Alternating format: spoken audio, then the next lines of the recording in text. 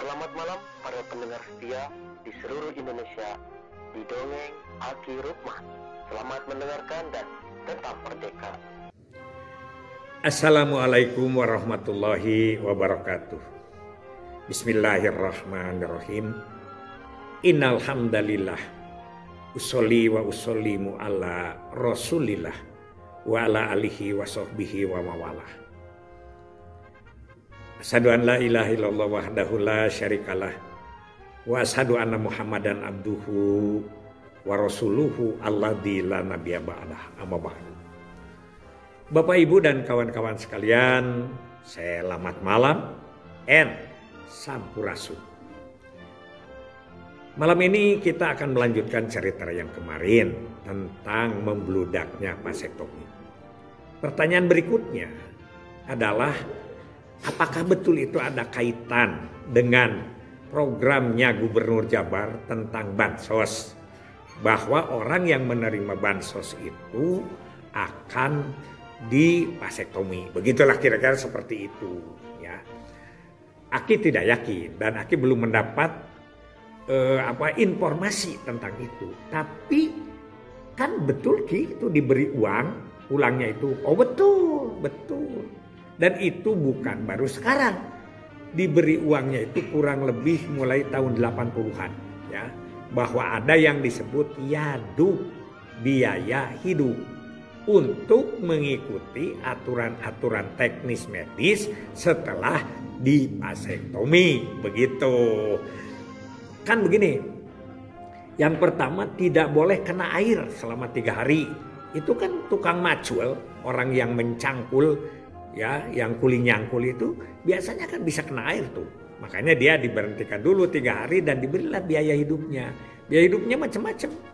Kalau di pemerintah dulu setahu Aki dari mulai 50.000 naik ke 75.000 sampai 150 kalau tidak salah ya Aki itu. Tapi biasanya daerah menambah sesuai dengan kemampuan dan sesuai dengan kepedulian dari pimpinan daerah itu sendiri. Apakah itu bupati atau wali kota. Di luar Jawa biasanya lebih gede lagi karena memang katanya di sana sulit untuk mencari peserta KB vasektomi. Oke? Jadi besar itu ada. Nah, itu kan misalnya ada tukang beca. Tukang beca kan berkaitan dengan ngagoes. Ngagoes itu kan di situ ada alat reproduksi yang kena. Jadi tidak boleh kerja yang berat dulu, diberilah jadu. Misalnya kan seminggu tidak boleh dulu hubungan suami istri. Itu aturan-aturan diikuti, ya. Aturan-aturan diikuti. Kemudian setelah mulai dengan hubungan suami istri 20 kali tembakan. Harus memakai dulu kondom. 20 kali itu berapa lama Ki? Terserah. 20 kali bisa ada yang 3 hari. Jadi sehari 7 kali. Ada yang 20 kali ya 3 bulan. Terserah. Nah itulah yang disebut biaya hidup. Dan itu biasanya Pak tidak disiplin. Banyak yang gagal itu karena tidak disiplin. Aki menemukan seorang sekdes. Dia itu divasektomi kemudian begitu divasektomi tidak terasa apa-apa karena banyak anggotanya yang ikut. Dia ojek satu persatu. Ya akhirnya baru bengkak ya. Itu kita ketepuhan. Jadi Aki tidak yakin bahwa itu ada hubungannya dengan programnya programnya bansos. Itu tidak, Aki tidak yakin tentang itu ya. Tapi tidak tahu, nanti kita tanya lagi ke pelaksana-pelaksana yang ada di sana. Karena tentu saja kenapa Ki sampai tidak terlayani? Ya tidak terlayani karena kita ada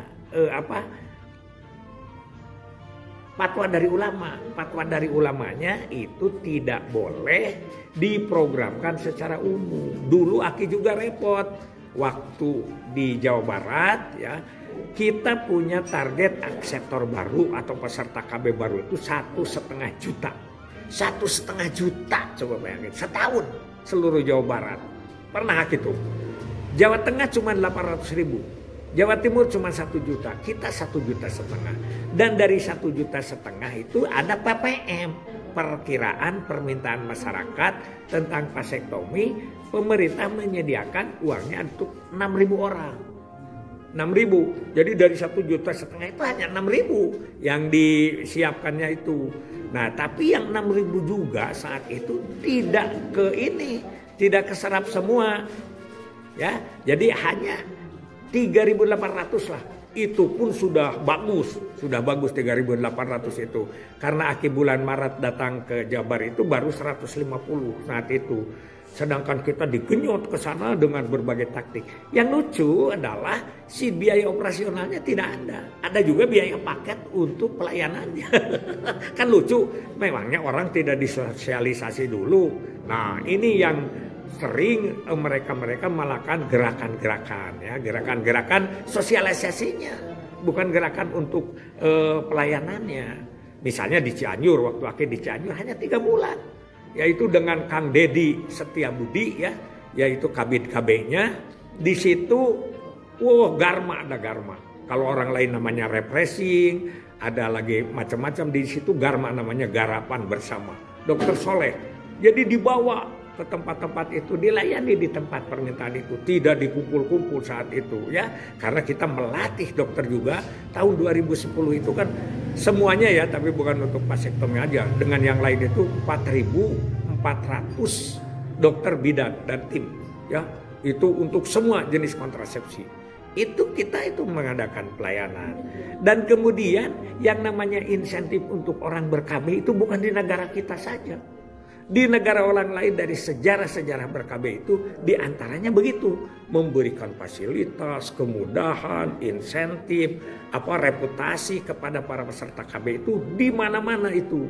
Dan ketika berubah, karena di negara lain itu banyak yang berubah, yaitu berubah lagi dari sudah ber-KB harus menambah lagi penduduk, dia dibalikan. Misalnya dari rumah sakit yang gratis, ya, asalnya karena banyak anak harus KB, maka rumah sakit bagi anak ketiga lebih mahal. Begitu, itu teknik-teknik saja, ya.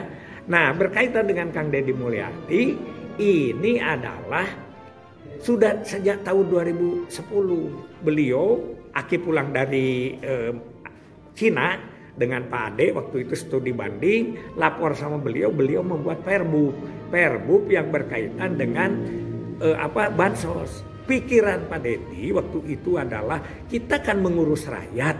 Rakyat juga mau tidak mau harus mengikuti lah anjuran dari pemerintah gitu loh. Jadi take and give gitu maksudnya, ya.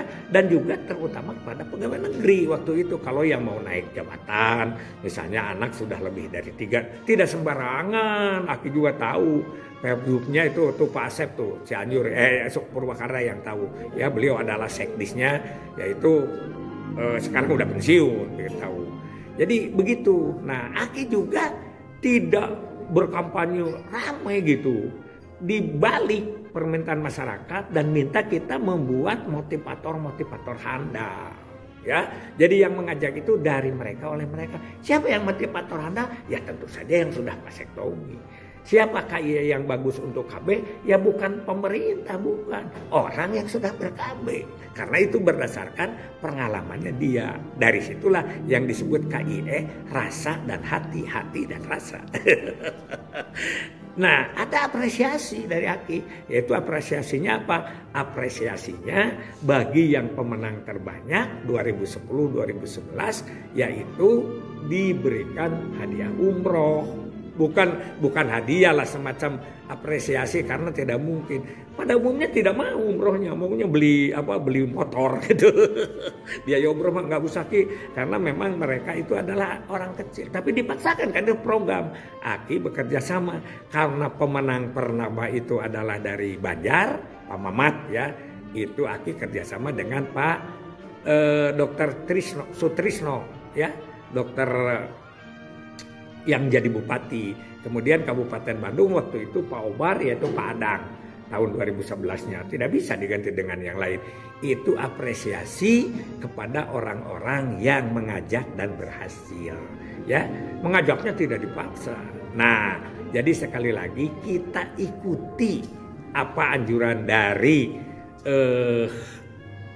MUI atau dari ulama, tapi kita mengikuti saja karena dari dulu juga sudah banyak yang kita lakukan, yang diamanatkan itu. Hanya komunikasi kita belum jelas. Yang terakhir adalah karena permanen. Nah, permanen ini sudah dijawab. Kalau menurut Aki, sekali lagi ya, kemarin orang berbicara tidak ada yang permanen lah, ya. Karena itu semuanya kehendak Allah.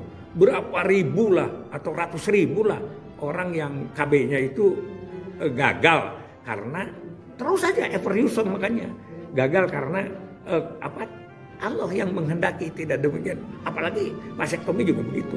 Kan hanya dikatakan itu 1 atau 2% yang diperkirakan gagal itu. Ternyata lebih lah dari itu. Ya, jadi sekali lagi bahwa membludaknya sekarang menurut Aki belum ada kaitannya dengan apa yang disebut bansos. Tapi walau alam Aki juga akan bertanya.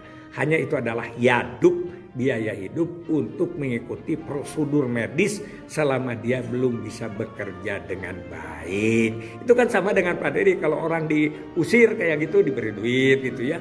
Jadi tidak dibiarkan masyarakat itu. Hasbunallahu wa ni'mal wakil, ni'mal maula wa ni'man nasir. Wassalamualaikum warahmatullahi wabarakatuh.